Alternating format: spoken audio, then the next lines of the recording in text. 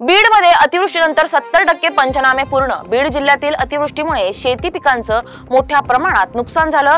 जिल्हाधिकारी विवेक जॉन्सन यांनी सांगितलं की नुकसानग्रस्त भागातील 70% पंचनामे पूर्ण झाले आहेत। घरांचे पंचनामेही करण्यात आले असून आर्थिक मदत वाटप लवकरच सुरू होईल। मुख्यमंत्री उपमुख्यमंत्री यांच्या मार्गदर्शनाखाली नुकसानीचा मास्टर प्लॅन तयार केला जात आहे।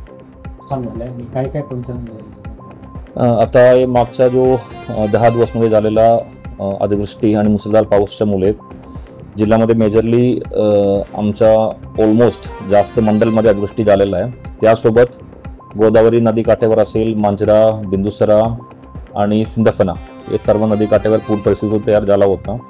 त्याप्रमाणे आम्ही ऑलमोस्ट 2000 पेक्षा जास्त लोकांना सेफ लोकेशनमध्ये शिफ्ट केलं होतं। आता जेकवाडी प्रकल्पचा सुद्धा तुम्ही विसर्ग बघितला असेल तर तो 3 लाख पेक्षा जास्त होता आणि माजलगावचा सुद्धा 1.5 लाख पेक्षा जास्त होता। त्यामुळे आपण त्या गोदावरी नदी पट्ट्यावर असलेल्या लोकांना सेफ लोकेशनमध्ये शिफ्ट केला होता।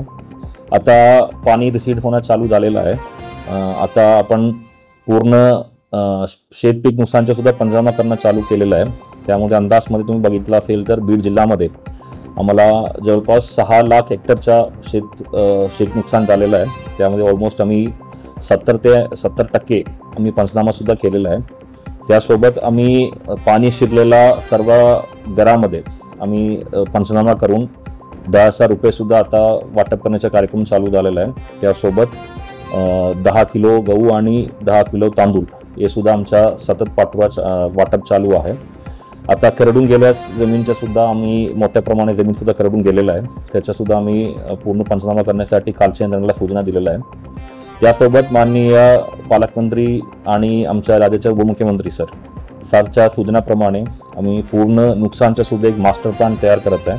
त्यामध्ये आमच्या रस्त्यामध्ये झालेलं नुकसान असेल, पूलचं नुकसान असेल, MSCBचं नुकसान असेल, या आमच्या शाळा असेल, अंगणवाडी, या सर्व नुकसानचे एक मास्टर प्लॅन तयार करून त्यामध्ये पुढच्या प्रक्रिया म्हणजे कसे घ्यायचं आहे आणि लोकांच्या या पूर नुकसानमध्ये जो इमारत वगैरे जो विषय झाला होता, त्यांचं नुकसान झाला होता, तो कसे आपण दुरुस्ती करायचं त्यामध्ये एक प्रॉपर नियोजन आपण करणार आहे। पीक पंचनामाच्या वगैरे आपण नुकसान पंचनामा करण्यासाठी पुढच्या 2 दिवसमध्ये आमच्या पूर्ण एक माहिती आमच्याकडे गोळा होणार आहे। त्यानंतर आम्ही शासन स्तरावर याच्या निधीच्या मागणी सुद्धा करून शेतकऱ्याच्या खात्यात लवकरात लवकर नुकसान भरपाई देण्याचा प्रयत्न सुद्धा करणार नाही। आता आम्ही शासनाच्या सूचनाप्रमाणे सर्व ठिकाणी विहिरीचा सुद्धा पंचनामा करत आहे।